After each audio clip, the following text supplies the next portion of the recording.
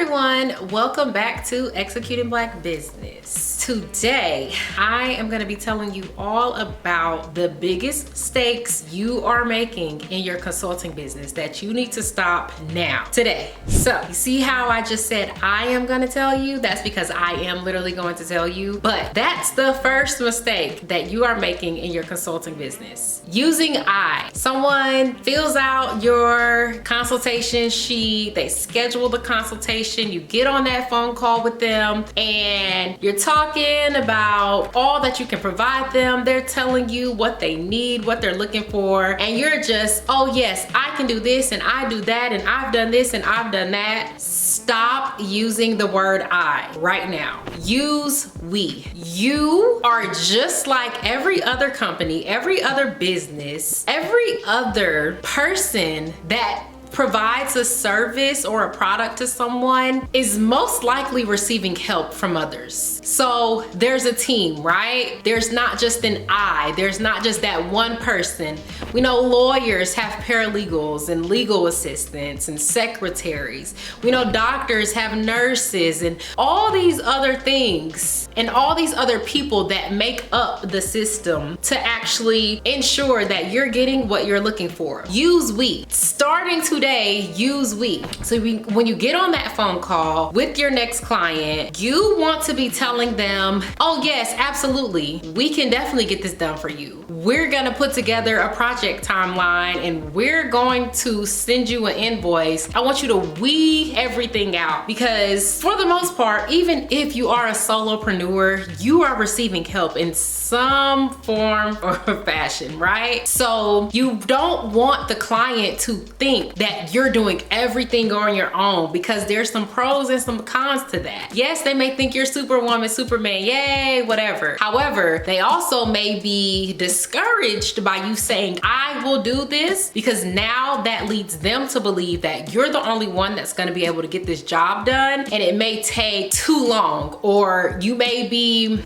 have all these other projects that you have to complete, and now maybe I wanna go to someone else, to another consulting business where they're saying we, and I know that there's a team that's gonna work on my project to get it done. So stop using I, transition to we, okay? Speak as if you already have this team together. Speak as if you have a group of people that are helping you, that are employed by you, whether you do or you don't. Say we, okay? The next thing, another thing that is often going on is you're getting pulled into a conference call or a web video where there's 2 to 3 to 5 to 7 people all on this same platform at the same time, and you're getting targeted and you're getting sold this information all at once. So you're pretty much receiving a marketing call all at once. Here's this marketing strategy that I'm gonna use, and I'm going to go ahead and target it and sell it to all of you all at once. But that is a huge mistake. You don't want to do that.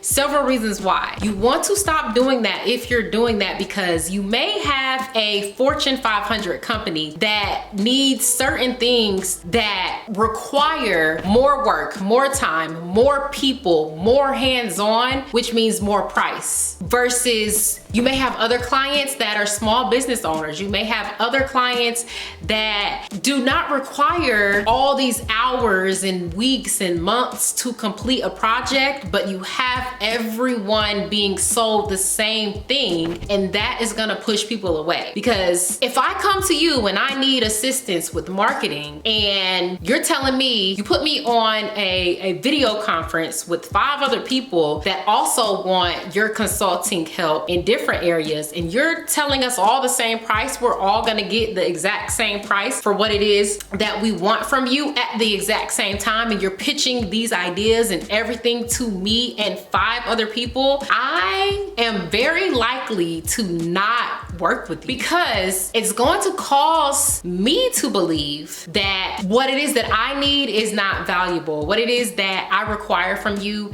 is not worth you spending the time, or you making sure that I'm not paying $2,500 for a project that's only gonna take 3 days. So stop doing that. And that moves me into the next point. You want to strategize and you want to create your business. You want to create your consulting business to where you are not spending so much time for every single client or potential client that comes to you, and you're creating a brand new product or a brand new service for every single client. If you are a consulting business that provides marketing assistance to business owners, you should already have that strategized. You should already have that planned out. You should already have that proposal, and there's just a few tweaks that you have to make to it for each client, but you shouldn't be creating everything from scratch every single time, because that takes away your ability to get more clients. It also takes away time, effort, energy of you actually completing the proposals and the projects that you already have in line, so that you can free up your time to get more clients and to complete more projects. So you want to make sure that you mainstream your services and your product and your products. You don't want to create something, and you don't want to be in a consulting business where every single client that comes to you is requiring something brand new that you've never done. It's okay to do new things, but you don't want it to be so often to where you're having to spend months and weeks on end every single time you get a new client, because you're having to create something brand new every single time. You want to streamline the process, and you want to create something that's going to work for everybody. Yes, there will be some tweaks that are needed, but it shouldn't be vastly changed. And when we come to clients that are difficult, clients that don't cooperate, clients that are not willing to pay, clients that always want you to do more and more and more, the answer is no, okay? You create that project timeline and you stick to the project timeline. This is a huge mistake that you are probably making in your consulting business if you do this, because if you allow for clients to continue to tell you, hey, can I actually add this? Hey, can you do that? Hey, actually, I was wondering if you could do this, or you could, the answer should be no. If it is not included in the proposal, in the agreement, in the project timeline that has already been signed, reviewed by both of you, it doesn't go onto the project. That is gonna go onto the next project, and you're going to pay for it, right? You're going to make sure that you are not allowing for clients to continue to add on things after you've already created what it is that needs to be done, after you've already both agreed upon it, and the project is going to cover A through B. Here's your responsibilities, here's our responsibilities. Sign the dotted line. Here's the project estimated deadline. That's it. These are the things that we're gonna complete on our end. If there's something else that you want done after the fact, or even in between this project, we can end this project and create a new project, or the things that you also want will have to go into the next project, and it will require a brand new proposal.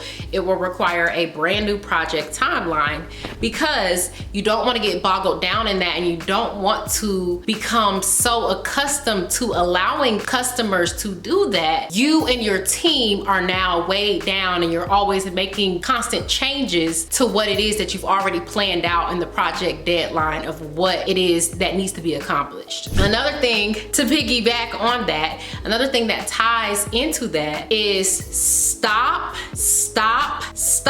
And I do mean completely stop offering free services. Yes, I said it. Stop offering free services. So many people will tell you, oh, you need to offer this for free. Oh, you need to offer that for free. Oh, you need to build this up. If you have been in business for a period of time where you have gained clientele and people know about your company and know about your brand, you've marketed, you've done all the free things for people, stop doing your services for free. It is not necessary. Now, it's different if you're pitching to a Fortune 500 company and you create something for them for free. Okay, completely. You're trying to get them to buy into your business. But anything else other than that, stop giving your consulting services away for free. Your business will go nowhere if you continue to not charge people for your services, your time, and your skills. That is not the reason why you are in business, to do business for free. That is not why you're in business. If you wanted to do that, you didn't need to create a business to do what you're doing, okay? Now, I think I missed something. Going back to those clients that are difficult, that do not do what it is that they're supposed to do on their end, that cause you just so much headaches and so much stress, and they don't want to cooperate, you know what you need to say to them? I've enjoyed working with you and I wish you the best in the future. This contract is terminated. This proposal is terminated. Do not waste time with clients that are difficult, that do not allow for your team to successfully complete the project. Do not waste time. Life is too short and it is not worth it to be stressed out, to be going back and forth with clients that do not want to cooperate with you. It's unnecessary. Fire the client, okay? I said it. Fire that client. After trying a few times and it's not working, fire the client. My last thing to you all is to make sure that you are not charging outrageous prices. So many times we see people saying, oh, well, your value is gonna go up when you start charging higher prices, and more people are going to buy into your product and your service when you start charging higher prices. Yes, there's a little bit of truth to this, but also don't be outrageous. Don't go charging people thousands and thousands of dollars when your product is not at that price range,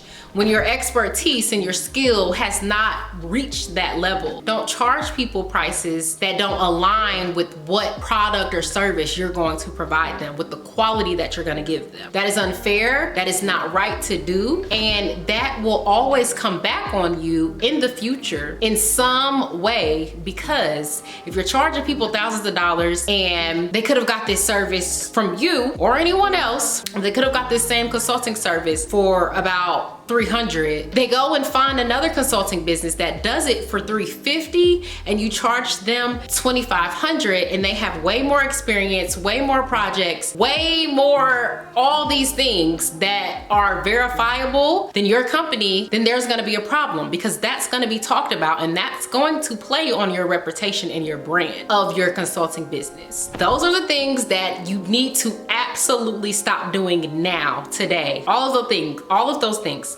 Stop doing them. Continue to do the things that are going to elevate your consulting company. Check back here for another video and more consulting tips. Head over to executingblackbusiness.com for all of your consulting needs, where we specialize in contract drafting, contract writing, proposal agreements, and all of your legal documents. I won't say all, but a vast majority of legal documents that we focus on, that we can help you with. Follow us on all our social media websites, executingblackbusiness.com, on TikTok, Facebook, Instagram, YouTube. Subscribe to the channel. Head over to the website and shop your new merch today. Thank you all so much for watching. I hope that this video was informative for you. If it was, subscribe and share with a friend or a business owner.